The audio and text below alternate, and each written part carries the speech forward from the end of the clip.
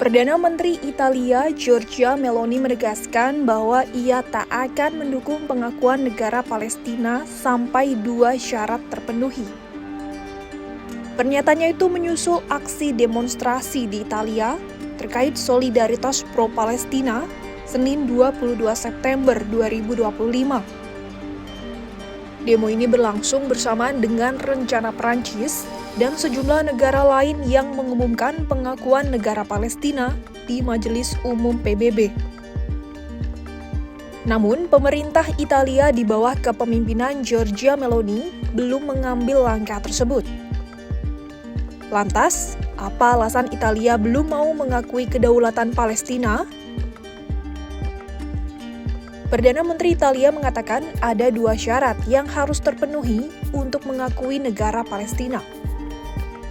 Untuk mengakui kedaulatan Palestina, Italia ingin semua sandera dibebaskan dan Hamas dikeluarkan dari pemerintahan Palestina di masa mendatang.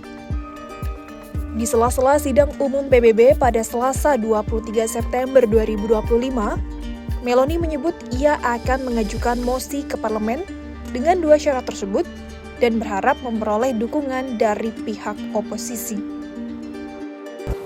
Guardi, io personalmente continuo a considerare che il riconoscimento della Palestina in assenza di uno Stato che abbia i requisiti della sovranità, non risolve il problema, non produce risultati tangibili, concreti per i palestinesi. Dopodiché si dice che però il riconoscimento della Palestina può essere un efficace strumento di pressione politica, e va bene, capisco, però dobbiamo anche capire su chi. Nel senso, io penso che la principale pressione politica vada fatta nei confronti di Hamas, perché è Hamas che ha iniziato questa guerra ed è Hamas che impedisce che la guerra finisca rifiutandosi di consegnare gli ostaggi.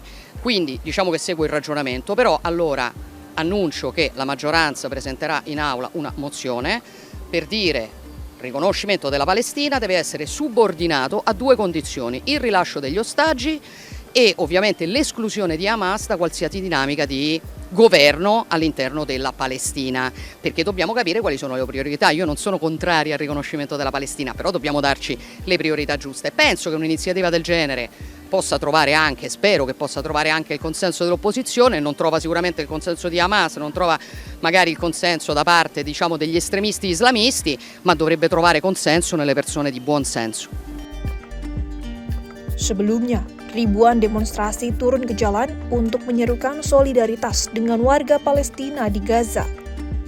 Aksi unjuk rasa ini berujung bentrok dengan polisi di Milan dan sejumlah kota lainnya. Menurut laporan media Italia, lebih dari 10 orang ditangkap di Milan, sementara 60 polisi terluka akibat bentrokan tersebut.